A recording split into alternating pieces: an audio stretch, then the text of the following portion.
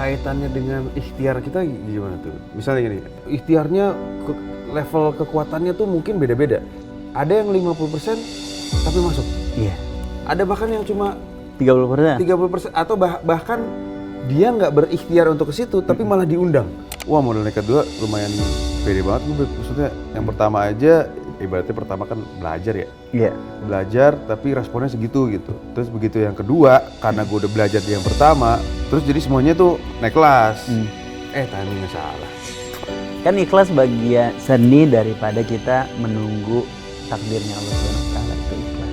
Jadi ikhlas tuh kayak kita udah serahin kepada Allah. Kalau nggak dijawab di dunia, kan ada 4 cara Allah menjawab. Yang pertama, doa apa langsung dijawab apa. Yang kedua, diganti dengan penyelamatan dari mara bahaya, karena ada doa yang belum dibalas, yang belum dijawab sama Allah. Diselamatin. Yang ketiga, ditunda sampai waktu yang terbaik. Yang keempat nih, cara paling terindah nih. Caranya adalah disimpan, nggak dijawab sama sekali, nggak dikasih sama sekali di dunia, tapi sama Allah Subhanahu Wa Taala ditaruh atau dikasih ketika kita berada di akhirat, di surganya Allah. Sampai kita waktu ke surga melihat, ya Allah, ini nikmat dari amalan yang mana ya? Kayaknya saya nggak soleh amat deh. Kayaknya ibadah saya biasa aja. Ini nikmat dari mana? Kata Allah, ini adalah jawaban dari doa-doamu dulu di dunia yang belum terkabul.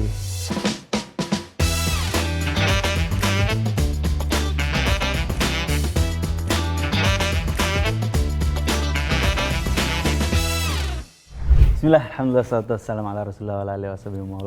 Assalamualaikum, selamat datang di Taubatas. Kali ini saya sendirian, gak ditemenin Ustaz Jojo, tapi ditemenin abang-abang saya, Mas Imam Darto. Assalamualaikum warahmatullahi wabarakatuh. Masya Allah, Masya Allah, Masya Allah, Masya Allah, Masya Allah. Makasih udah bantu ya, udah bantu kesini ya Mas Imam Darto.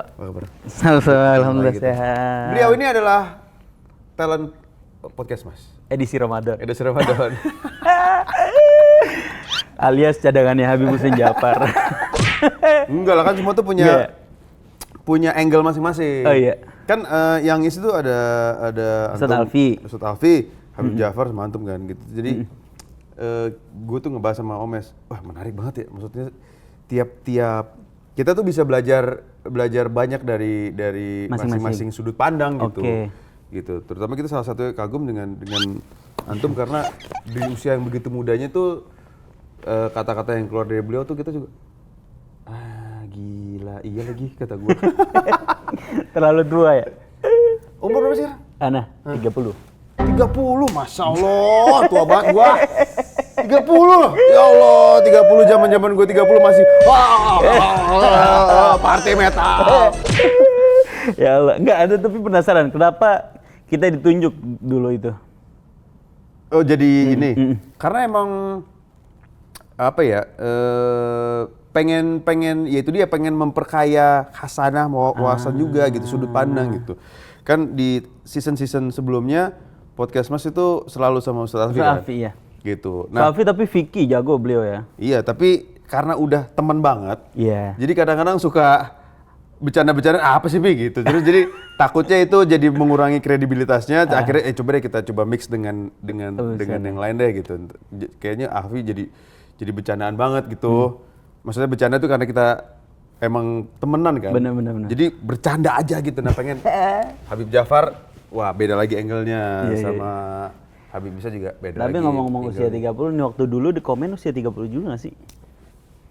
Kayaknya sih. Apa udah 40 itu ya? Allahu Akbar, bukan dong, belum dong. Iya dong, masih. 30 kan? 30 awal ya? 30 awal. Masih muda banget masih muda tapi kinyis. Yoks. Enggak ada yang 30 saya udah ngapa-ngapain ya itu ya, udah. Berapa tahun itu dokumen? Haji itu. Bang Tato. Masalah, itu siapa yang nelpon tuh? Nomor modus lagi tulisannya tuh. Siapa? Udah itu aja. Matiin aja. Allah. Aduh. Tapi kalau penting angkatnya nggak apa-apa. Nah, orang tulisan nomor modus itu dia tuh. Kan sekarang gitu, kalau misalnya ada yang scam gitu langsung keluar. Oh gitu ya, langsung iya, deteksi ada ya? Bukan yang... Mas Darto yang namain modus? Enggak, bukan. Saya tadi pakai ada berarti. Dokumen dulu berapa tahun ya? 15 tahun ada nggak? Allahu Akbar, bukan dong. 6 tahun ya? 6 tahun. Lama banget tuh, dan kita sempat jadi penonton setia dulu. Berarti ente tuh umur tahun 43. 20-an ya? 20-an, zaman kuliah. Jam kuliah. Ana mulai ngikut gara-gara ada Firza dulu. Firza, wah Firza top. Lucu banget. Firza adalah host dokumen terbaik sepanjang masa. Hei, funky aja. Pakai aja, slow aja kata dia. Slow aja. Pokoknya stay funky. Stay funky, stay asik, stay slow.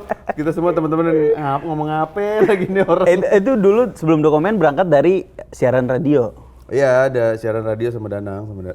Di mana itu, Mas? Di Prambors. Oh, di Prambors berdua ya? Oh iya bener ya. Dulu zamannya Daging Desta ya. Iya, Daging Desta, terus mereka pensiun, saya gantiin pagi. Terus habis itu 10 tahun siaran, mau cabut, begitu cabut Danang masuk, terus disuruh stay, ya udah sama Danang aja siaran lanjut gitu. 6 tahun dan bungkus karena apa itu, Mas? Ya mungkin nomor satu udah mulai jenuh juga karena kan itu tiap hari. Iya benar. Tiap hari ya standar lah siklus acara TV. Begitu kita tuh udah mulai bisa ngebaca kalau udah mentok nih. Tim kreatif mau dibawa lagi nih untuk udah gonta-ganti set. Pasti kan setiap kali 1 tahun atau 1,5 tahun ganti set gitu. Terus begitu udah mulai kesini yang syutingnya di luar, syuting visit ke sana, visit ke sini untuk naikin rating gitu. Terus kita ini kayaknya Udah jenuh ya. udah memasuki fase-fase siklus terakhirnya nih gitu. Terus dia ya udah pada akhirnya udah jenuh, ya udah stop aja gitu. Tapi emang dari awal tuh Mas Darto tuh di kesenian sebagai komedian berarti ya? Aduh, nggak pernah pengen dibilang komedian sih. Kayak mungkin seperti Alfi nggak mau dibilang ustadz dia. Oh gitu ya? Iya, maksudnya kalau Ustadz Alfi kan emang karena alhamdulillah Allah bukain pintu ilmu agamanya. Waktu itu di Habib Umar, pulang ada semangat dakwah gitu. Tapi nggak mau disebut ustadz beliau. Iya, tapi kalau saya emang bukan komedian karena emang berasal bukan dari jalur berkomedi gitu. Jalur penyiar terus host, presenter, MC, membawakan acara. Tapi ketika isinya itu ada bercandaan, ada jokes, ya itu bagian dari gaya membawakan acaranya gitu. Tapi kalau disuruh untuk oke, ayo ngelucu, waduh agak susah tuh kadang-kadang kalau ngebawain acara juga misalnya MC gitu. Mas, yang lucu ya Mas? Ya Allah yang lucu ya Mas. Kan saya di sini mau ngebawain acara. Kok yang lucu ya? Misalnya kalau ntar saya bercanda ya lihat aja ada bercandaan apa. Bukan saya mau ngomedi di sini. Jadi by nature aja lucunya. Iya, kalau stand up comedian kan emang orang oke, nih stand up comedian yang nonton tuh udah siap nih. Oke, lucu nih. Begitu nggak lucu, nggak lucu. Sementara kalau MC gitu atau pembawa acara, kalau nggak lucu ya emang bukan tugasnya untuk lucu gitu. Tapi humor itu bisa lahir tuh dari apa sih Mas? Apa emang harus dari penderitaan? Katanya kalau kata great comedians, Ini gaul juga nih. humor itu adalah titik tertinggi dari tragedi katanya gitu. Maksudnya justru ketika itu sudah menjadi komedi, udah bisa dihumorkan, berarti itu sudah mencapai siklus tragedinya tuh udah lewat gitu. Kayak contoh deh, tahu Dani nggak? Dani stand up comedian yang Dani Beler? Bukan. Dani iya tahu yang di kursi roda. Di kursi roda Tahu, gitu kan. tahu. Itu kan komedinya dia tuh menertawakan diri sendiri gitu. Iya. Nah, ketika sesuatu hal yang tragis sudah dia berdamai dengan dirinya sendiri, bahkan sudah bisa dijadiin bercandaan, diketawain, nah itu next levelnya gitu. Nah, memang pada akhirnya di titik tertentu komedi itu pasti ada momennya atau gini, ketika bersentuhan dengan orang yang tidak bisa mengerti itu bisa menyinggung gitu. Tapi kita berarti harus tahu tempat juga ya. Ya tahu tempat juga, tahu marketnya, tahu siapa yang dilempar komedinya ini gitu kan.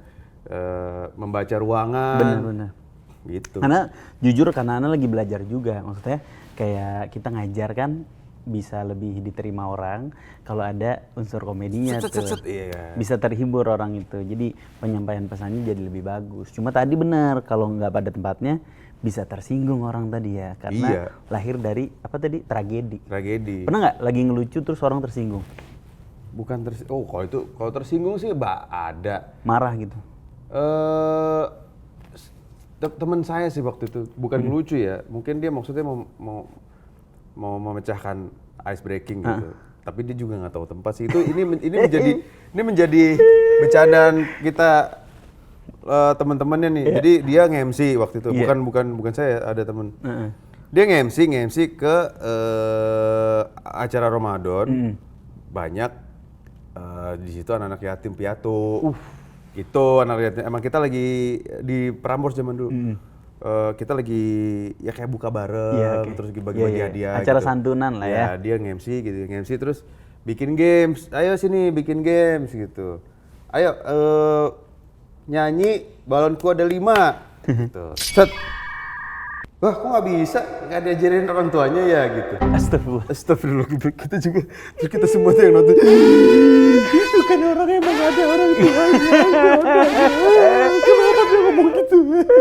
Kita tuh semua langsung gitu. Mungkin ini ya. Kasihan sih. Anaknya sih biasa-biasa aja. Coba kita yang nonton tuh teman-teman. Ya astagfirullahaladzim, kenapa kamu gitu? Mitigasinya gimana kalau begitu ya? Iya, biasanya ntar kemana gitu, dibelokin kemana gitu. Dibelokin aja. Tapi mungkin ini Mas, yang bikin orang nyaman denger podcast Mas. Karena kalau Anda denger podcast Mas, kayak Mas Angga Anggok, kayak Bang Darto, itu kalau nggak lucu tuh justru dirayakan.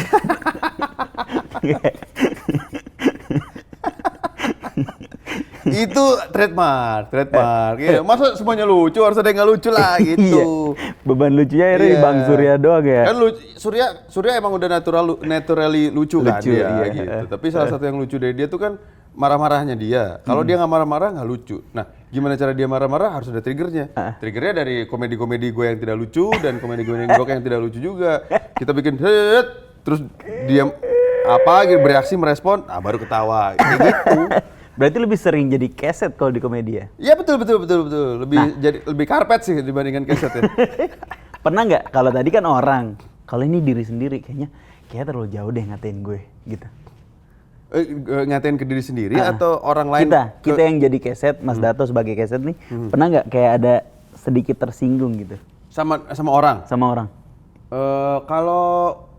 Kalau gini, kalau misalnya teman-teman sendiri, itu enggak. Karena apa? Karena gue tahu gue bisa ngebales dari itu gitu, lebih dari itu soalnya. Iya. Karena kan ibaratnya gini, kalau teman-teman setongkrongan, ya lo tahu jeleknya gue juga tahu jeleknya lo gitu. Dia tahu jeleknya gue juga tahu jelek. Misalnya Desta ngatain ini, wah gue balas lagi gitu. Dia ngajar gue ini, gue tembak lagi luar gitu. Nah tapi yang suka ngeselin tuh kalau dari netizen yang sok kenal, sok asik gitu, yang kayak sok mau bercanda di level itu, padahal kan ya gue nggak kenal lu, siapa lu, gue nggak tahu histori lu, kita nggak main bareng, tau ngatain. Terus lu begitu gitu, berasa gue asik ke semua orang, kan nggak, gue asik ke teman-teman gue doang gitu. Iya. Pernah kejadian tapi? Ada, ya biasa lah di DM atau nggak di komentar ini, abis itu apa sih ini orang, di blok aja. Yang ketemu langsung? Ketemu langsung sih enggak sih kalau ketemu langsung. Karena itu kan julukan Mas Darto di The Prediksi apa? El Persia. Perawatan sia-sia. Nggak sia-sia, ada hasilnya. Cuma 5% lah. Pernah nggak ada orang El Persia gitu? Ya kalau itu mah emang udah sebutan kan, julukan, jadi nggak masalah gitu. Ngatain fisik di off air gitu? Enggak ya? Enggak sih. Iya alhamdulillah deh. Kadang-kadang emang gitu dilemanya Mas ya. Misalnya orang kenal Mas Darto, Mas Darto nggak kenal dia ngerasa deket. Mas Darto mah siapa ya gitu. Iya, karena gitu. Tapi kalau ketemu sih rata-rata sih nggak terlalu so asik gitu. Iya. Tapi kalaupun ada ya pasti gue akan ngasih gestur atau ini defensif ya. Signal bahwa lu tuh nggak siapa suka. sih gitu. Iya. Lu tuh siapa gitu. Iya. Gitu. Sebenarnya buat edukasi dia juga ya. Iya, pada Jangan akhirnya sampai gitu. ke orang lain ya. Takutnya kalau ke orang lain bahaya ya. Iya. Kemudian dari komedi sekarang kayaknya udah jadi julukan baru nih, Sutradarto. Luar biasa. Udah banyak film dia jujur perform. Wis. Pakai kacamata sutradara. Asik Alhamdulillah laku tapi filmnya. Yang mana nih?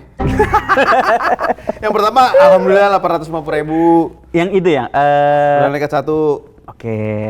Modal nekat 2, timingnya salah 350.000. Padahal bagus yang maksud kalau kita nonton di itu Nah ya. itu kalau industri, wah modal nekat 2 lumayan pede banget gue. Maksudnya yang pertama aja, ibaratnya pertama kan belajar ya. Iya. Bener-bener kosong banget itu gue. Belajar tapi responnya segitu gitu. Terus begitu yang kedua, karena gue udah belajar di yang pertama, secara apa ya, seni, skill udah di refine lah gitu. Terus jadi semuanya tuh naik kelas.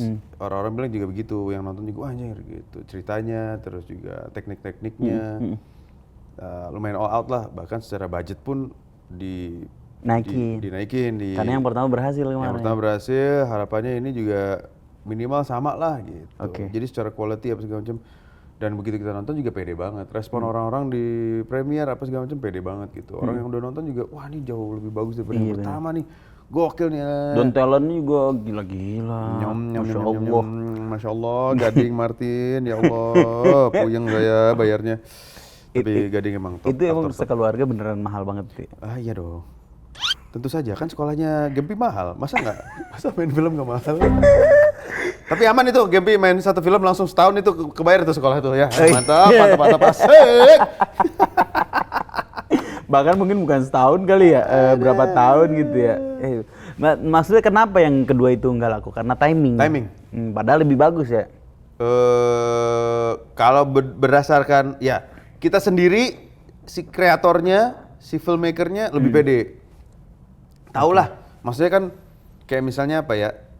Ya misalnya antum misalnya dakwah di satu tempat A gitu, dakwah di B, wah yang di B tadi lebih dapat nih, crowdnya lebih dapat apa gitu kan. Kayak gitulah, kita sendiri tuh yang bikin tuh, wah nih ceritanya oke, jadinya juga oke gitu. Timingnya salah.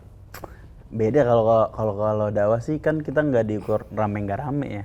Iya. Keberhasilannya. Kalau film kan ada tiketing. Kalau dakwah dihitung dari banyaknya pengikut, Nabi Nuh pengikutnya dikit.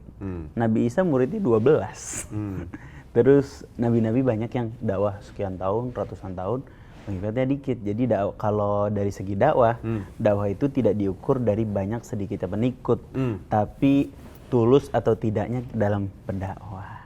Tapi kalau dari respon gitu, misalnya ketika di sini responnya nggak bagus. Responnya kok kayak nggak tahu ya, mungkin ada yang mainan HP, ada yang apa gitu. Sementara yang ini tuh, wah semuanya tuh antusias, terus mau nanya apa gitu. Itu kan juga bisa kelihatan, bisa diukur nggak? Tapi kan belum separah respon dilempar batu, dilempar tai, ditonjok-tonjok.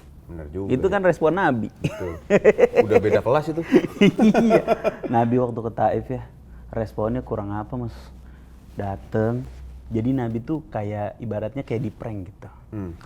Nabi udah dengar kabar bahwa masyarakat Taif tuh udah mau meluk agama Islam dari sahabatnya. Ternyata waktu Nabi berangkat ke sana, kaum kafir Quraisy ini ada yang ngutus orang duluan. Jadi buru-buru, mereka cepet pakai kuda yang paling cepet lah. Buat nyampe duluan, buat nyebarin fitnah hoax tentang baginda Muhammad SAW. Di Taif. Nyebar propaganda di Taif, pokoknya bikin orang Taif itu benci sama Nabi sebelum baginda Muhammad datang. Terus? Pas nyampe Taif, udah Nabi dibully, benar-benar dibully. Saking dibulinya itu, sampai-sampai ceritanya ya dalam sebuah riwayat, itu masyarakat Taif pada zaman itu ada yang berjejer kayak bikin pagar ayu gitu. Tapi yang dilakukan jauh dari ayu maupun bagus. Alias ramah banget, alias nonjokin Nabi. Oh ya? Jadi Nabi misalnya dipukul dari kanan, pindah ke kiri, dipukul lagi dari kiri, pindah ke kanan. Itu mau nangis gitu. Bahkan saking orang kalau ngelihat, jangankan manusia, malaikat aja ngelihat begitu gemes. Waktu Nabi selesai itu nyender di pohon korma, Malaikat kan datang. Kata malaikat, udah angkat tangan ke Allah Subhanahu wa taala. Kalau kamu ngangkat tangan minta diazab, Anda udah siap nih. Turun nih. Udah siap nih. Wah, Udah siap ngebalikin gunung itu. Dan gunung di Arab jangan bayangin kayak gunung di Indonesia. Gunung di Indonesia kan ada pohon, air terjun. Gunung di Arab batu doang. Anda udah siap nih ngebalikin batu itu. Tapi jawaban Nabi Muhammad SAW, jangan. Jangan engkau azab mereka karena apa? Sesungguhnya mereka orang yang nggak tahu. Kan mereka enggak korban propaganda. Kemudian Nabi Muhammad SAW berdoa kepada Allah Subhanahu wa taala untuk kebaikan masyarakat penduduk Taif, dan sekarang nih Taif adalah kota dengan pencetak hafiz Quran terbanyak. Banyak banget hafiz Quran dicetak dari kota Taif. Jadi kalau dari segi dakwah tuh bukan diukur dari banyak dikitnya pengikut atau dari respon pendengar. Yang mungkin respon jadi motivasi kita buat memperbaiki cara kali ya. Nah itu boleh. Kayak kalau film juga caranya baik, tadi nggak laku gara-gara itu kan, gara-gara jumlah penonton, gara-gara timing. Gitu juga mungkin kalau dakwah, kadang kita udah baik banget, udah bagus banget, tapi mungkin emang timingnya nggak pas aja, belum rezeki ibaratnya gitu ya. Betul. Tapi kayaknya misalnya gini ya, kalau mau ya tapi sebenarnya bukan. Dikomparasi walaupun nggak apple to apple. Iya. Karena orang tuh cuma ngelihat dari jumlah. Wah yang nonton banyak.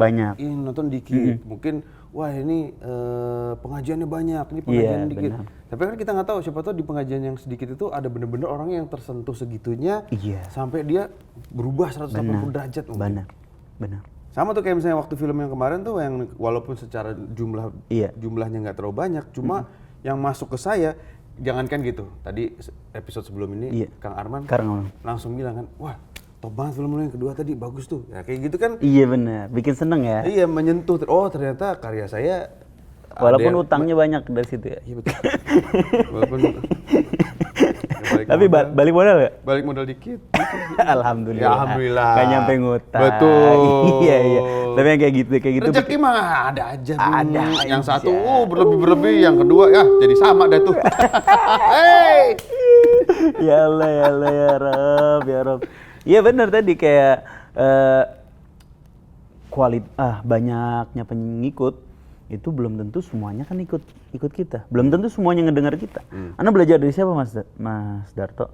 Dari Aderai.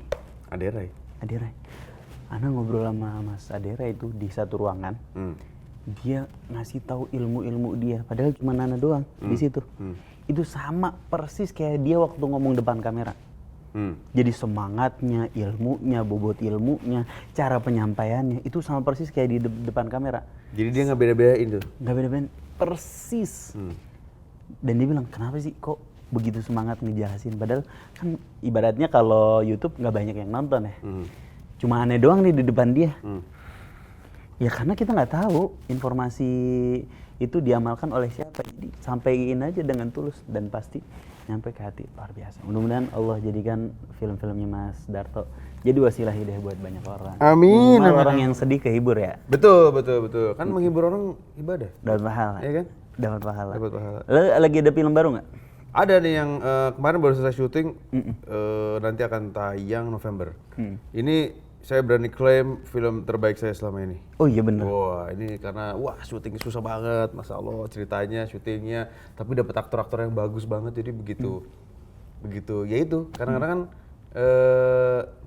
ada beberapa hal yang udah kita persiapkan, tapi ada faktor-faktor yang udah berserah sama Allah jadi.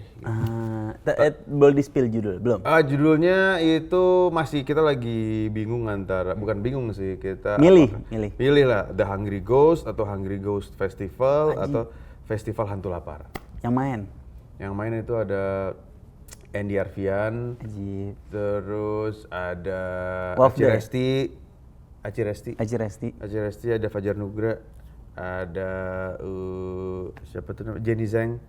Terus ada beberapa nama-nama yang kita spill lah. Luar biasa nih sutradara kita nih, produktif sekali ya. Tapi Mas dari dunia karena memang genteng menanti ya, betul.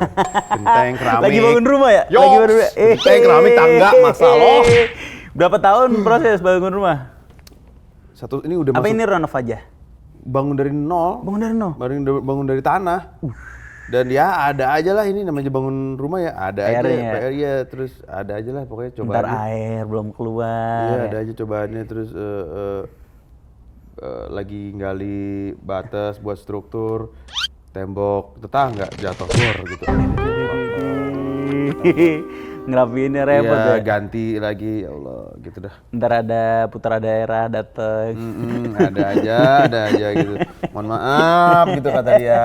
Ya tolonglah dibantu ya Pak, ini mah. Ibarat kata. Iya, emang kita kan yang jagain sini Bang. Ya. Mas, tapi dari dunia public speaking ke sutradara itu maksudnya dari ngomong depan kamera jadi talent, kemudian ke penulisan itu prosesnya bagaimana Mas? Emang dari dulu tuh waktu apa ya? Emang orang itu penasaran banget sih. Saya pengen nyoba-nyoba gitu. Semuanya dicobain. Terutama waktu di Prambors. Jadi ada kesempatan ini cobain, ada kesempatan ini cobain. Saya nggak bisa main musik. Terus nge-DJ gitu. Jadi nge-DJ terus ada kesempatan untuk bikin sandiwara radio. Iya. Mau ada yang mau nyobain jadi penulis skenario nggak? Ikutan training saya gitu. Ya udah diantara semuanya diajarin terus itu diantara semuanya termasuk yang paling menonjol saya gitu. Terus lo bagus nih tulisan lo gitu. Terus ya udah akhirnya mentoring sama beliau nih, guru saya namanya Angga tuh. Enggak. Bukan, beda lagi enggak. Tidak semua Angga di dunia ini enggak. Kan Angga yang kita tahu teman antum. Betul. Iya. Oke, Mas Angga. Terus abis itu ya udah dari situ sempat nulis sinetron, terus FTV, sempat nulis film, terus break, terus balik lagi nulis film lagi sama Desta, sama Vincent. Nah dari situ mulai. Itu yang film Desta Vincent, Mas Dar yang nulis? Pretty Boys. Masya Allah ya. Itu saya nulis. Tapi itu deep tuh film tuh. Oh nonton Nonton kan? Nonton. Maksudnya kelihatannya hahe tapi dalam gitu kan? Di dalam film gitu. Iya itu. Oh itu anak baru tahu Mas Dar nulis ya. Konfliknya dia si Vincent sama bapaknya. Konflik Vincent sama Desta, konflik Vincent sama pasangannya. Iya betul itu. Cakep tuh. Terus star syndrome mereka. Iya star syndrome-nya. Ditipu manajemen. Itu kalau cuma ngeliat posternya kan, ya kan posternya si Vincent sama Desta pakai dandanan perempuan. Benar. Sempet waktu itu sempet rame tuh, wah ini kok LGBT. Film LGBT. Padahal kalau didalemin lagi bukan tentang itu, tentang anak dengan bapaknya, bagaimana dia berusaha membuktikan sesuatu sama bapaknya, gitulah. Bahwa gue tuh gini berjuang Pak, sama kayak lo berjuang ninggalin gua waktu lo jadi tentara. Wah mantap lah itu. Mantap itu film, benar. Soy. Recommended itu film. Ana sebenarnya jujur bagian dari orang yang waktu ngeliat poster agak antipati awalnya. Wah film apa nih? Agak kecewe-cewean misalnya kan gitu. Tapi begitu kita tonton, oh enggak ini film maknanya dalam tuh Pretty Boys. Terus sampai berani jadi sutradara. Nah itu juga. Triggernya apa itu? Gak sengaja, gara-gara diminta sama. Awalnya cuma ada sebuah brand mau bikin web series, minta nulis. Terus nulis terus nanya sutradara siapa kira-kira nanti gitu. Wah nggak tahu, Mas Darto aja deh. Hah saya gitu. Iya nggak apa-apa, bisa kan Mas Darto? Bisa nggak ya? Bisa nggak ya? Terus ya gitu. Terus akhirnya waktu itu sebelum itu tuh nggak pernah kepikiran sama sekali mau jadi sutradara karena bingung, nggak ngerti kamera, nggak ngerti lensa, nggak ngerti lighting. Akhirnya ngobrol sama Benedion, oke. Terus dibilang, lu nggak perlu tahu itu Mas Darto, kan kamera ada sinematografer, ada director fotografi, ada DOP, lighting juga ada gaffer, ada yang ngurusin lighting, art director yang buat ngurusin kayak gini-gini sofa apa segala macam, ada art director. Lo yang memimpin itu semua, memastikan bahwa visi lo dan skenario ini nyampe rasanya apa segala macam. Oh oke deh, beraniin gitu. Lalu lama-lama belajar web series, habis itu di satu titik pengen cobain film gitu. Akhirnya modal nekat satu tuh jadi film pertama. Langsung jeder ya, langsung bagus ya. Jarang orang karya pertama langsung bagus, tapi menurut Anda ini bukan karya pertama banget karena modal nulis film udah lama ya. Udah lama dari tahun 2005 sebenarnya. Dari tahun 2005 ya, sinetron dan film ya. Masya Allah ya. siapa sangka Mas Imam Darto yang hahi ternyata seorang penulis handal. Tulisnya nulis tangan lagi tuh. Masa gue nulis tangan? Sempet kaget dikit sih.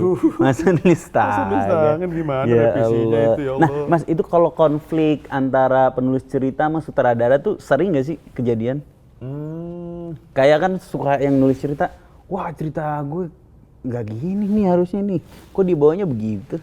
Iya benar. Jadi waktu jadi penulis skenario itu salah satu gemesnya seorang penulis skenario kan gini, namanya nulis kan Dari hati. itu kan di sini nih, Benar, imajinasinya di sini benar. bahwa oh dia nanti begitu nulis nih, oh dia nanti akan masuk dari sini, ngomong ini, ketemu ini di meja makan, dia duduk di sini tuh kayak udah punya bayangan di sini gitu. Terus begitu nonton, kok nggak kayak bayangan gua sih? Gitu.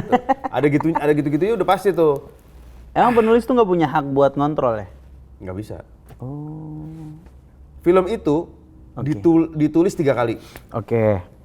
Di penulis skenario, di sutradara, di directing, di lapangan production, dan di ruang editing oleh editor. Yang benar, masing-masing itu tidak boleh mencampuri satu sama lain. Oke. Kayak penulis skenario harusnya nggak mencampuri keputusan-keputusan sutradara. Sutradara harusnya nggak boleh mencampuri keputusan-keputusan editor. Oke. Gitu, karena kayak misalnya gini, sutradara tuh kalau misalnya dicampurin sama skenario, nggak bisa, ini harus ada, ini harus ada, ini harus ada. Sementara sutradara tuh ngomong gini, lo kan cuma nulis, misalnya nih, lo cuma kayak pada akhirnya gue ngerasain sendiri di film pertama gue cuma nulis ini tergantung di bawah jembatan. Oke. Itu kan kayak paling nulis gitu Gampang 5 ya. detik, 10 detik kan. Bener. Tergantung di bawah jembatan 5 detik gitu. Realisasinya untuk bikin dia tergantung di bawah jembatan begini nih. Itu perlu digambar dulu. bukan pas syutingnya. Oke. Itu kita menggerakkan at least 80 sampai 100 orang situ karena ada kameranya butuh rigging khusus namanya Jimmy Jeep. Oke. Supaya dan karena itu beneran di jembatan bawahnya ini, ya mau nggak mau kameranya harus tergantung. Terus habis itu ada orang safety-nya pakai harness kan, dia harus begini. Terus nanti wah pokoknya itu begitu pas gue mau syuting itu, ngapain gue bikin shoot kayak gini, brengsek nih penulis skenarionya. Siapa penulis skenarionya? Gue sendiri. Kayak gitu kan. Kayak ya Allah, baiknya pada akhirnya setelah bikin film banyak, nah, gue tuh begitu gue di lokasi, gue tuh suka marah-marah sama penulis skenarionya, which is gue sendiri gini. Nih penulis skenario bego, susah tau bikin kayak begini. Lu mah enak nulis gampang. Siapa itu? Siapa itu? Saya sendiri. Jadi krunya udah tahu. Ini siapa sih nih yang nulis nih? Bapak sendiri. Oh iya betul, oke, sorry. Kapok deh. Jadi seni menyiksa diri sendiri ibaratnya. Asli. Aduh, ya Allah. Ngapain sih bikin scene kayak begini? Kata gua. Ini juga masa ribet juga ya? Ribet. Tapi nanti dengan adanya AI ada kekhawatiran nggak dari industri sutradara dan film ini?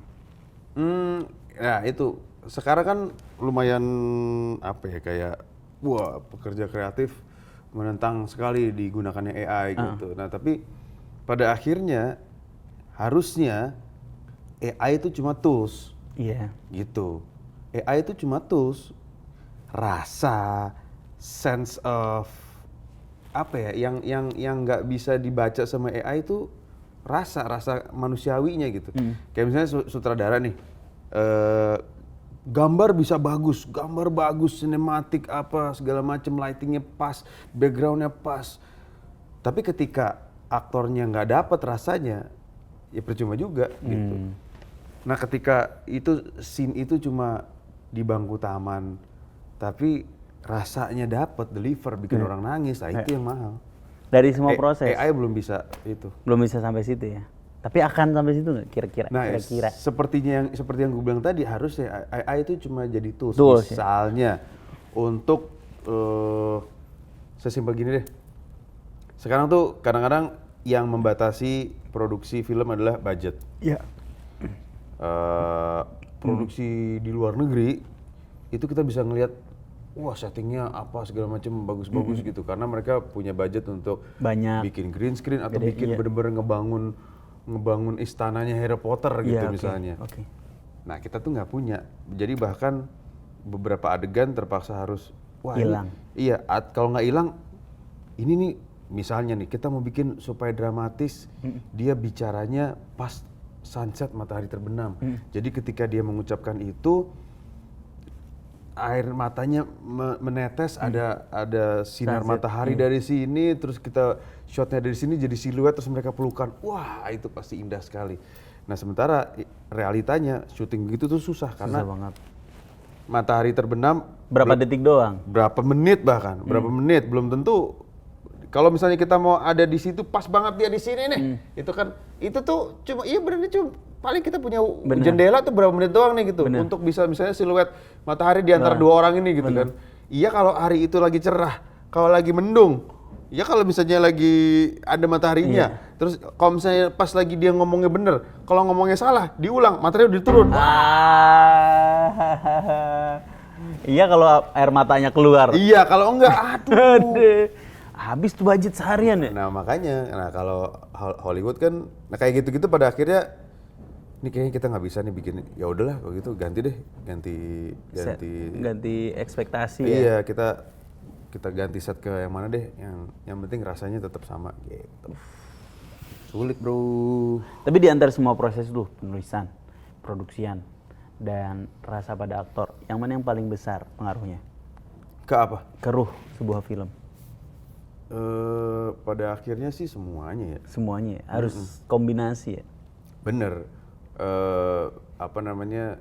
Ya film tuh pekerjaan kolektif gitu, karya kolektif. Nggak bisa kadang-kadang misalnya, a film by Imam Darto gitu misalnya. Tapi sebenarnya itu yang berjasa tuh bukan Imam Darto doang tuh, kalau The whole team ya. semuanya gitu kalau dan itu semua tuh bahkan sampai ke PU segala gitu, ke yang nyediain kopi, yang nyediain makanan, karena itu udah seperti roda, ada mesin besar yang digerakkan oleh roda-roda kecil gitu. Satu rodanya copot gitu, ini nyangkut nih gerak gitu. Sesimpel kopi nggak ini, sini mah kopi saya mana? Nggak tahu. Aduh, gua bisa pikir nih kalau ada kopinya gitu, sesimpel gitu. Bener. Gitu. Gimana caranya bahwa produksi bisa memastikan syuting hari itu lancar, monitor ada di tempatnya gitu. Karena monitor mana? Nggak bisa syuting gitu. Genset meledus, genset mati, nggak bisa ada gantinya, berhenti itu syuting. Kayak gitu-gitulah. Anda pernah ngerasain sih Mas Darto main film sekali. Mudah-mudahan dipanggil lagi, ada yang ngajak lagi. Amin. Insya Allah. Ini ngode-ngode kali. Ngode. Sebagai penulis. Boleh kali peran-peran. Bisa. Peran apapun deh. Itu benar-benar ya. Anda ngerasain satu scene aja dari depan dulu, dari belakang dulu, dari kanan dulu, dari kiri dulu. Dan ngomongnya harus sama semua. Capek banget. Iya. Luar biasa. Itu yang nggak orang lihat ya. Iya. Orang cuma bisa komentar aja. Kayak misalnya gini, kita ngobrol kayak begini nih. Beb, apa kabar? Baik. Kita tek-tekan gitu kan. Iya. Kan kamera itu harus dari sini. Benar. Harus dari sini untuk dapetin mukanya gitu. Nah, yang dari sana untuk dapetin muka saya. Iya. Dan itu kan nggak bisa barengan. Kalau barengan kelihatan itu kamera Ya, di sana. kamera. Iya kan di sini. Ya ada kamera gitu. Jadi harus satu-satu. Gini, ente ngomong dulu. Oke, kamera pindah situ. Saya ngomong. Udah. Habis itu ada kamera dari depan yang ngambil kita berdua. Diulang lagi gitu. Jadi satu scene itu walaupun cuma gini nih ngobrol, bisa ya 3-4 kali take tergantung shotnya. Misalnya ada dari atas yang lebih ruangannya lebih gede lagi.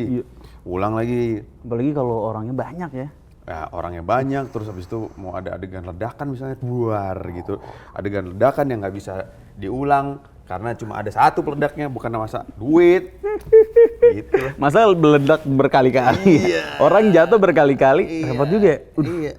Kayak se-complicated itu ya. Se-complicated gitu. Itu film yang cuma nyeritain scene-scene bagaimana dengan kehendak Allah Subhanahu wa taala. Bener kan? Bener. Allah kan bikin skenario ibaratnya.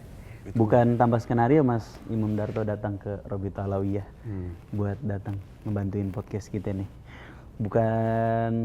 Bukan sebuah kebetulan.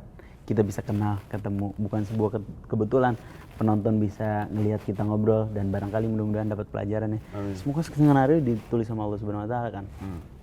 Yang jarang kita sadari, takdir itu asal katanya adalah kadar. Apa itu kadar? Sesuatu yang terukur. Jadi semua takdir atau yang ditetapkan oleh Allah Subhanahu wa taala itu diukur sama Allah, dan perhitungannya Allah nggak mungkin meleset. Sama kayak sutradara, semuanya kan diukur. Waktunya diukur, ya kan? Durasinya diukur, adegannya diukur, bahkan angle-nya diukur, bahkan cahaya diukur. Bener nggak sih kalau cahaya itu ada ukuran? Ada ukurannya, semuanya ada ukurannya. Ada ukurannya kan? Kamera juga misalnya menyesuaikan dengan cahaya, ada diturunin, dinaikin gitu. Semuanya ada ukuran kan? Yang kita sadari takdir kita juga ada ukurannya. Takdir kita diukur sama yang maha tahu, yang maha mengukur, Allah Subhanahu wa taala, dan ukuran itu nggak mungkin meleset. Ukuran itu nggak mungkin salah. Jadi apa yang kita alami pasti yang terbaik sesuai ukurannya Allah Subhanahu wa taala. Jadi makin kita memahami takdir, bahkan makin kita mendalami ilmu perfilman, makin kita harusnya menerima takdir. Karena kita tahu bahwa itu datang dari sang penulis skenario yaitu Allah Subhanahu wa taala, dan Allah tahu takdir yang nyampe ke kita adalah sesuatu yang terbaik buat kita. Nggak mungkin meleset. Sekalipun itu ujian, katanya kan la yukallifullahu nafsan illa wus'aha. Ujian atau beban kita sebagai seorang muslim, beban syariat, beban hukum, itu nggak bakal melampaui kemampuan kita. Kalaupun melampaui kemampuan kita, kita ada ibaratnya opsi 2, yaitu uzur. Ibarat kalau sholat nggak mampu berdiri, kita boleh duduk. Nggak mampu duduk, kita boleh tiduran. Nggak mampu tiduran, boleh isyarat mata. Nggak mampu isyarat mata, cukup dari hati. Wudu, ada air kita wudu, nggak ada air kita tayamum.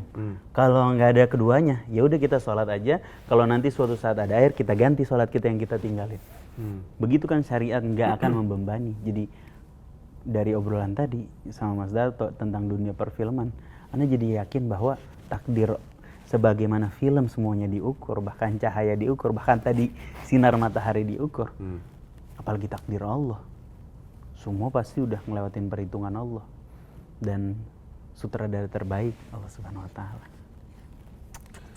Kalau kaitannya dengan ikhtiar kita gimana tuh? Misalnya gini, bahwa kita berusaha untuk sesuatu lah. Iya. Misalnya ini deh, diterima di perguruan tinggi. Oke.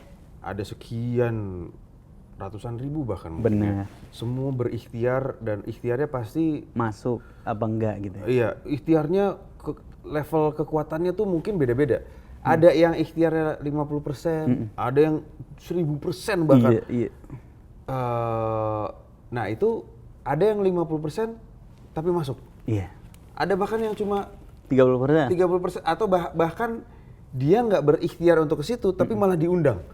Misalnya bahwa saya nggak mau masuk UI gitu misalnya. Iya.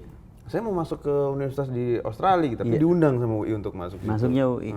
Rezekinya dia UI. Sementara ada yang ikhtiar, wah udah les, wah jumpalitan deh sampai jam tiap hari sampai jam 3 pagi ikhtiar luar biasa. Tapi nggak keterima juga. Iya. Nah itu kaitannya dengan takdir tadi tuh gimana? Takdir dan ikhtiar. Ada banyak yang dibahas Mas. Yang pertama konsepnya udah kita pelajarin tadi tuh, bahwa takdir itu ukuran dan ketetapannya sudah ditetapkan sama Allah, dan kita harus yakin bahwa itu yang terbaik buat kita. Ya. Tapi apakah kita harus berhenti berikhtiar? Enggak. Kita harus berikhtiar. Karena sebagaimana hasil itu adalah takdir, ikhtiar juga takdir. Dan ikhtiar juga perintah, bentuk keseriusan kita terhadap doa kita. Hasilnya nggak akan disia-siain sama Allah. Dalilnya apa? Kata Allah, wa ma anfaqtum min khairin fahuwa yukhlifuh wa huwa khairur razikin. Apa yang kita infakkan dalam segi kebaikan pasti akan diganti sama Allah. Infak itu bukan cuma materi kan. Infak tenaga, infak usaha, infak ikhtiar, mengorbankan waktu. Ngetes, capek buat masuk perguruan tinggi. Hasilnya misalnya kita nggak masuk perguruan tinggi, Allah udah ngeliat usaha kita dan pasti Allah arahin ke arah yang terbaik.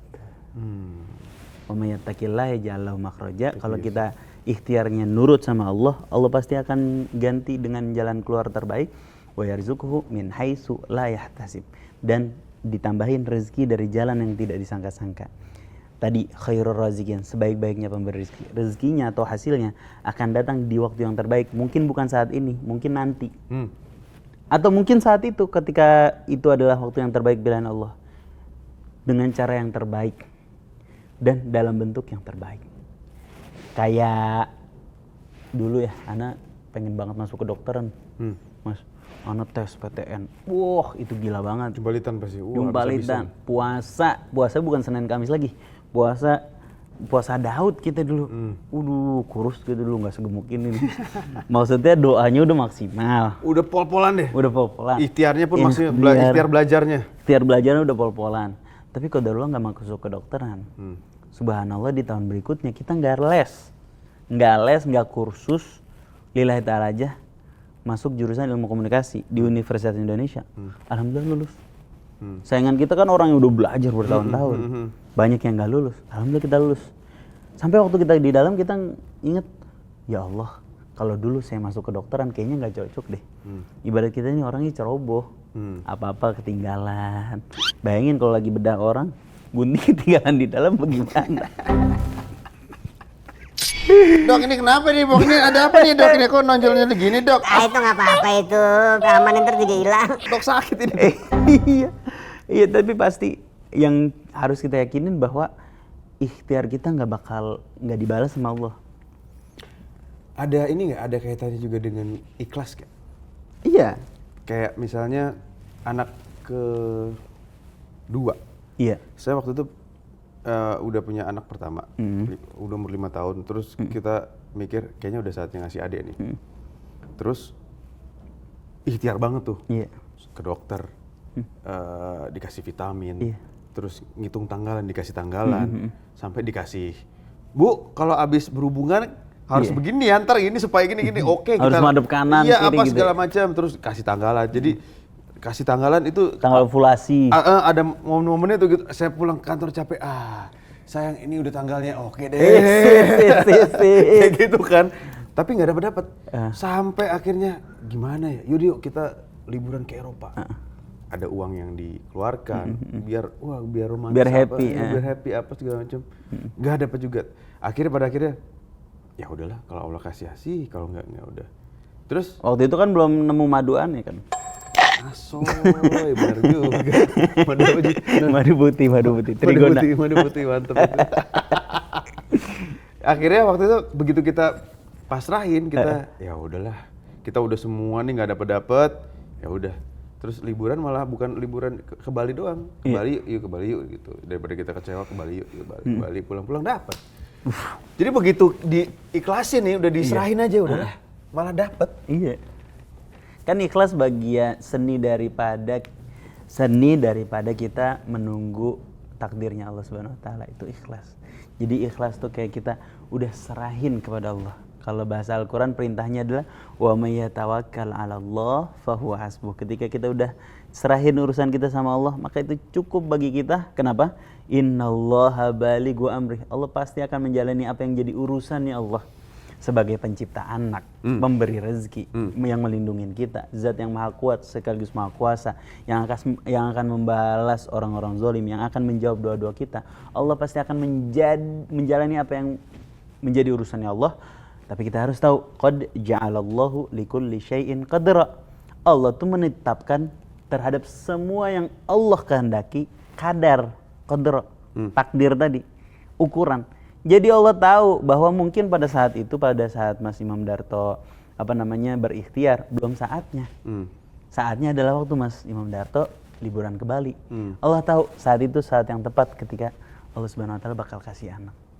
Jadi ikhlas adalah bagian seni kita menunggu jawaban dari doa-doa kita. Iya. Kalau nggak dijawab di dunia, kan ada 4 cara Allah ngejawab. Kayaknya pernah cerita di podcast Mas deh. Yang pertama, cespleng. Doa apa langsung dijawab apa. Yang kedua, diganti dengan penyelamatan dari mara bahaya. Jadi misalnya nauzubillah min zalik, harusnya pulang dari sini ketabrak mobil misalnya, atau kecelakaan, atau keserempet motor. Nggak jadi karena ada doa yang belum dibalas, yang belum diijabah sama Allah. Diselamatin tuh. Yang ketiga, ditunda sampai waktu yang terbaik. Yang keempat nih, cara paling terindah nih. caranya adalah disimpan, nggak dijawab sama sekali, nggak dikasih sama sekali di dunia, tapi sama Allah Subhanahu Wa Taala ditaruh atau dikasih ketika kita berada di akhirat, di surganya Allah. Sampai kita waktu ke surga ngelihat, ya Allah, ini nikmat dari amalan yang mana ya? Kayaknya saya nggak soleh amat deh. Kayaknya ibadah saya biasa aja. Ini nikmat dari mana? Terus kata Allah, ini adalah jawaban dari doa-doamu dulu di dunia yang belum terkabul. Ini kita kabulin waktu saat di surga, jadi kita bisa nikmatin selama-lamanya. Dan manusia pada saat itu bilang, ya Allah, kenapa waktu itu dijabah ya Allah? Kenapa waktu itu dikabulin? Andai semua doaku di dunia nggak dikabulin, Mending sekarang gitu. mending sekarang aja. Tapi mungkin kayaknya nggak sesimpel, maaf ya, nggak sesimpel misalnya, wah saya pengen sepatu ini yang paling Iya. mahal, terus di sana dikasih sepatu itu gitu, kayaknya. Iya enggak. Kayaknya nggak Nggak udah bukan simpel itu. duniawi deh maksudnya. Bener, Iya kan? bener. Udah levelnya udah nggak kebayang Bener, sih. kan dalam bentuk Nikmat. satu keutamaan yang mala ainun ro'at, sifatnya surga, wala udhunun samiat, nggak pernah dilihat mata, nggak pernah didengar telinga. Jadi belum ada spoilernya dimanapun. Nggak kebayang sih pasti. nggak Ibarat kebayang. film, belum ada scene-nya dimanapun. Aktornya aja belum ketebak. Baru nama-namanya aja. Nama-namanya juga nama-nama yang apa ya, yang ibarat secara definitif tuh bisa manusia bayangkan, tapi nggak kayak gitu. Kayak kan kita tahu bakal ada sungai, bakal ada bidadari yang cantiknya luar biasa, bakal ada istana. Tapi kayaknya nggak seperti yang istana yang Nggak kita bayangin literal, gitu. nggak literal, Iya. nggak literal. Karena- Cuma bayangan kita aja. Iya maksudnya dengan cerita-cerita ngelihat Allah aja tuh pasti, ya Allah kayak apa itu rasanya.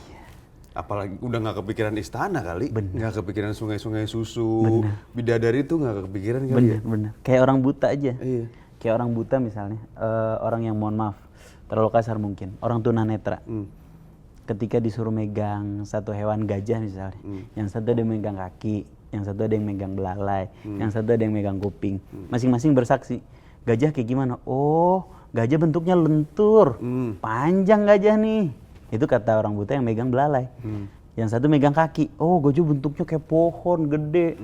Yang satu yang megang kuping, enggak kok, gajah kayak daun nih, daun yang lebar gitu. Begitu kayak kita manusia, kita dikasih tahu secara bahasa aja, kayak bidadari, kayak misalnya istana, terus sungai, kita dikasih secara definitif. Tapi yang akan kita lihat nanti enggak literally kayak kita ngelihat di dunia.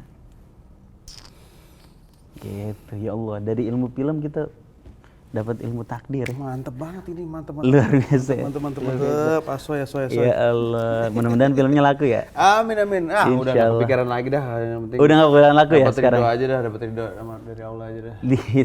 Tapi sekarang setelah film ada yang laku, ada yang sebenarnya bukan nggak laku, nggak terlalu laku ya. Tapi kan dengan balik modal sebenarnya itu laku ya, dan di Netflix juga penontonnya banyak gitu. Jadi bukan film nggak laku. Dengan pengalaman ngelihat film yang ada yang booming, ada yang nggak terlalu booming, Mas Darto sekarang kalau bikin film tuh yang dicari apa? Kalau belajar dari film 1, 2, 3 ini mungkin manusia ya. Ada pelajaran buat saya juga sih. Iya. Satu itu bisa tergolong tuh sukses. Karena 850.000 tuh ibarat kata 10 kali GBK yang nonton. Iya kan? Bayangin tuh segitu banyak orang tuh GBK yang nonton. 85.000 benar. Dan secara finansial, monetary value-nya, untung, profitnya lumayan gitu. Nah, itu mungkin jadi berasa kayak, oh kayaknya gue tahu deh cara buat film. Gitu. Mungkin ada gitunya juga tuh, Bib. Ada kayak, gue bisa bikin film. Iya. Oke, yang kemarin bahkan ada kayak, ya kok cuma dapat segitu sih. Ada gitunya. Iya. Ada kok cuma dapat 850.000 karena ngelihat mungkin rekan-rekan ada yang sekian juta, bahkan misalnya paling ngeliat agak lain. Wah anjir, agak lain 9 juta gitu. Begitu dapat 850.000, ya. Kok nggak seagak lain? Ya, ada gitunya, ada ya. Oke. Tapi begitu yang kedua dengan ekspektasi yang Lebih. karena kita tahu juga mengeluarkan itu dia tadi ikhtiar. Kan nyambung lagi, ikhtiarnya luar biasa. Berasa ikhtiar gue kemarin 8. Iya. Ini gue ikhtiarnya 11 nih. Iya. Secara logika manusia yang cetek nih, pasti hasilnya di atas itu kan. Iya. Qadarallahnya dikasih di bawah itu. Duar. Wah. Jujur ada ininya juga, ada kekecewaan Iya, pasti kan. Manusia lagi kecewa kan. Kecewa tuh sampai mikir, ya Allah, kok gini amat ya gitu. Sementara udah ikhtiarnya udah jumpalitan habis-habisan jauh 2 kali 3 kali lipatnya dibandingkan bikin film yang pertama. Cuma hasilnya tidak memuaskan hati gitu. Nah dari situ proses belajar membenahi sini justru proses belajar membenahi sini, membenahi pikiran, membenahi hati bahwa oh iya ya, oke jadi sekarang karena banyak sekali faktor-faktor yang emang nggak bisa gue kontrol gitu.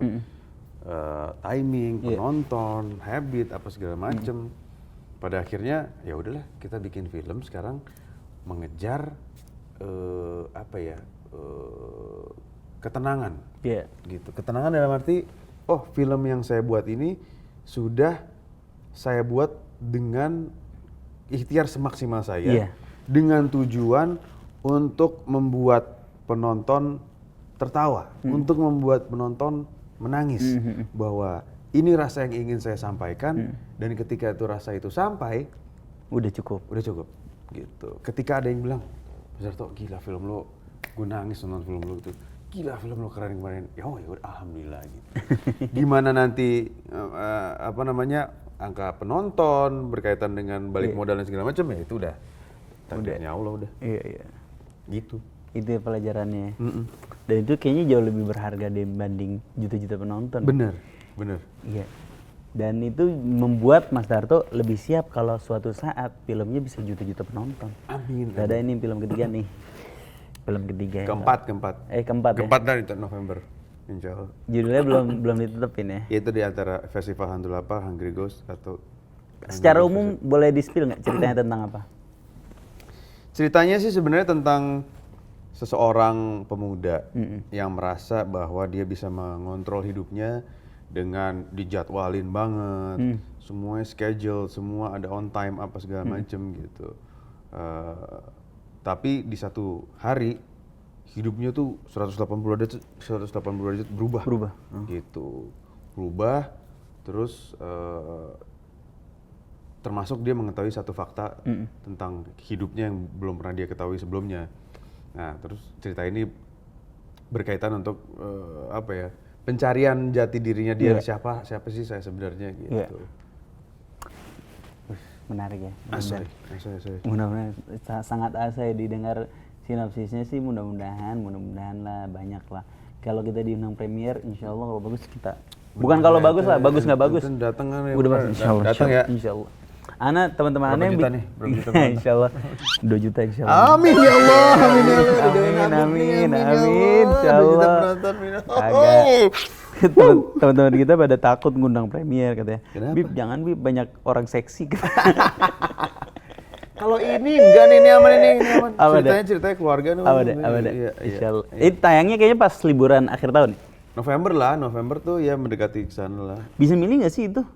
Nah itu juga termasuk salah satunya yang kita di luar kontrol kita karena ngantri ya. Dari bioskopnya yang nentuin kan.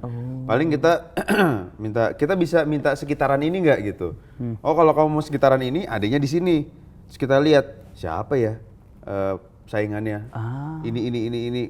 Waduh, yang itu berat lagi tuh. Misalnya, waduh saingannya agak lain. Waduh. Waktu itu saingannya agak lain 2 ya? Agak lain 2 aja tuh udah sebulan. Tapi masih tayang dia. Wah, agak lain 2 sebulan aja, udah sebulan tayang. Seharinya tuh masih 70.000, 80.000, which is gede banget.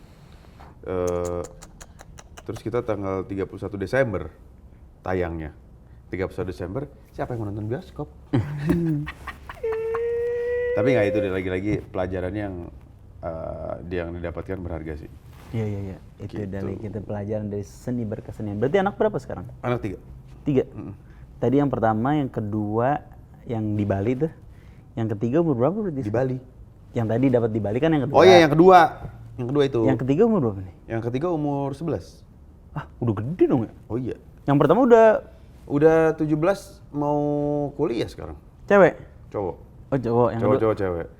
Yang ketiga cewek. Yang ketiga cewek. Bang, ini kita mau gali ilmu gimana ngedidik anak di tengah-tengah zaman yang begini nih, Hmm. gimana Mas Darto ngejaga supaya anak-anak tuh benar-benar terjaga dari lingkungan yang luar biasa banyak menggoda? Dari awal sih, dari memasuki masa apa ya, memasuki masa remaja, akil balik lah, itu udah diajak ngobrol. Kayak gini, orang tua saya ya, nggak tahu antum gimana ya. Orang tua zaman dulu tuh jarang ngobrolin tentang seks, pendidikan Oke. seks. Terus juga pendidikan agama pun bukan sesuatu yang dibuat ngerti. Iya. Cuma ayo sholat, gitu kan. Buat apa sholat? Ya udah sholat aja gitu. Ayo sholat, ayo ngaji, sama les ngaji gitu, sama guru ngaji udah ngaji gitu.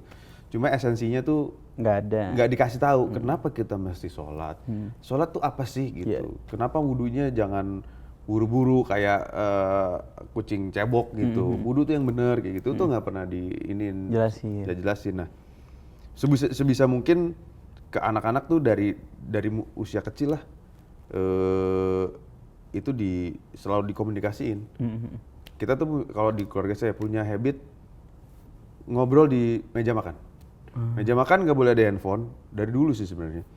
Nggak boleh ada handphone, terus ya ngobrol, ngasih tahu apa segala sesuatu tuh biasanya di meja makan gitu. Kayak misalnya ya dari kecil tuh, dari mulai ngebiasain mereka puasa pun, misalnya udah umur 7 tahun kamu harus puasa ya gitu. Kenapa? Dijelasin gitu. Terus juga misalnya pendidikan seks gitu. Udah mulai mau akil balik, kamu tahu nggak mimpi basah itu apa gitu. Apa sih begini. Nanti kalau kamu ada mengalami itu, ngomong sama bapak ya gitu. Terus juga misalnya mau nggak mau nih, ketika memasuki usia yang lebih besar lagi, belasan tahun nih, belasan yang udah mulai gede, udah harus kasih tahu. Nanti kamu pasti, karena kita nggak mungkin nge-keep dia di rumah. Dia pasti akan bersinggungan dengan teman-temannya. Iya. Kamu nanti akan bersinggungan dengan teman-teman yang minum misalnya, ngerokok, bersinggungan dengan perempuan. Ya dikasih edukasinya gitu. Terus juga misalnya perempuan, ingat loh, kamu ini sudah memasuki umur yang bisa ngambilin anak orang. Gue bilang 17 tahun sih, Ran. iya, Ngeri. lo jangan sampai ya, gue bilang lo nggak boleh, lo udah ingat ya, lo harus jadi laki-laki, harus begini, lo tuh udah harus gini. Bahkan bergaul pun hati-hati. Kalau lo ada di satu, kadang-kadang gitu kan, zaman dulu nggak pernah dikasih tahu sih. Iya. Jadi kadang-kadang kita tuh berada di sebuah situasi yang kita nggak bisa keluar, mau nggak mau ngikut. Iya, benar. Tiba-tiba udah di kamarnya teman-teman. Iya. Cep, muter bokep gitu misalnya, aduh gitu kan. Tapi ya udah ikutan nonton gitu. Terus atau enggak, waktu itu pernah tuh waktu SMP. Suka aja ada setannya begitu ya? Iya, SMP main ke rumah orang, main ke rumah temen, yah lagi begini, klak. Waduh, gue bilang. Terus yang temanku juga yang lagi itu juga langsung, aduh, gue bilang, kita bukan mau main keluar ini gitu. Terus orang tuanya pulang. Orang tuanya pulang, ketahuan, dimarah-marahin. Wah, untungnya emang gua ngapa-ngapain kan. Emang gua nggak mau juga, ditawarin juga, mau nggak, gua nggak mau gitu. Terus ya orang tuanya pulang, udah omel-omelin. Oh pasti gini kan mabuk kan? Nggak mungkin nggak mabuk, lihat kalau nggak mabuk kayak dia nih. Untungnya emang sabar, nggak sadar nggak ngapa-ngapain gitu kan. Nah akhirnya berdasarkan pengalaman itu ngomong sama anak, kalau nanti lo ada di satu titik, lo butuh pertolongan gue untuk ngasih tahu, untuk menarik lo keluar. Iya. Misalnya, ngomong aja. Iya, lo telepon gue, bilang aku ada di situasi yang aku pengen keluar tapi aku nggak bisa nih, jemput atau gimana, help me out gitu. Ya lo ngomong, gue bantuin, gitu. Jangan sampai dia yang jadi itu. Iya, jangan sampai dia yang keseret. Misalnya sesimpel, lo ada di satu situasi temen-temen lo pada mabuk-mabukan semua, terus lo nggak pengen, terus tapi dipaksa-paksa atau gimana, lo butuh bantuan gue, lo ngomong. Kalau dia pengen gimana? Ya kalau dia pengen, ya Jangan sampai pengen. konsekuensinya gitu. Iya, gua bilang. iya. Karena dari awal juga udah dikasih tahu. Iya. Enggak, tidak hanya dari sisi apa namanya agamanya ya, tapi juga lo kalau Kesehatan, alkohol itu ya dikasih tahu konsekuensinya apa aja, begini gitu begini. Apalagi alkohol kalau sampai kecanduan akan begini. Alkohol itu bikin lo lupa gitu. Gue banyak temen minum, nyetir, nabrak, meninggal gitu. Pokoknya dikasih strong way lah ya. Iya. Kenapa nggak boleh ini? Kenapa melakukan itu? Iya, minum, hae, ketemu cewek, berhubungan, hamil, habis tuh masa depannya. Lo mau kayak gitu, ya gue udah kasih tahu konsekuensinya. Iya. Gitu. Tapi untungnya laki ya. Cewek nih yang agak deg-degan deh. Suatu saat nih anak cewek abang, udah siap belum bawa? Udah siap belum? Udah siap belum kalau udah siap belum kalau tiba-tiba dia bawa, "Pah, ini orang yang aku sayang." Sini. Asik. Ketemu sama Habib bisa dulu. Asik. Kita tatar dulu ya. Tatar dulu. Masukin pesantren nih bocah deh. Insya Allah lo jaga terus keluarga abang ya. Amin. Mudah-mudahan. Makasih juga udah datang jauh-jauh. Udah nih kita. Masa udah? Udah sejam nih. Abang mau terus? Ayo gas.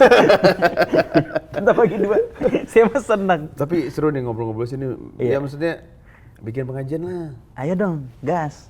Maksudnya pengajian anak-anak muda gitu. Iya, bismillah ya. Kita doain mudah-mudahan nih lahir jadi pengajian lagi nih. Kan dulu tahu batas awalnya komunitas pengajian juga. Isunya Ojan Skripsi, Satria Fiji, dan banyak anak-anak yang rebel lainnya. Kita ngumpul sama-sama ngingetin. Banyak tuh anak-anak gini ya. Kalau yang saya ini sendiri ya. Ada yang ngerasa sholat gengsi. Iya. Karena dia padahal dia pengen sholat. Iya. Tapi karena udah Takut dianggap soleh ya. Sholat, jadi malu, jadi gengsi gitu. Benar. Dan termasuk juga ngaji juga gitu. Padahal sebenarnya pengen. Maksudnya kan. Iya benar. Ini kayak emang hati ini emang udah kodratnya emang minta kan. Iya. Ntar kita adain Mas Darto jadi bintang tamu ya. Gas. Deal. Ya? Insya Allah. Ditunggu tanggal mainnya. Bener ya? Insya Allah datang ya. Siap. Insya Allah ditunggu tanggal mainnya. Mudah-mudahan obrolan gini bermanfaat. Amin. Assalamualaikum warahmatullahi wabarakatuh. Waalaikumsalam warahmatullahi wabarakatuh.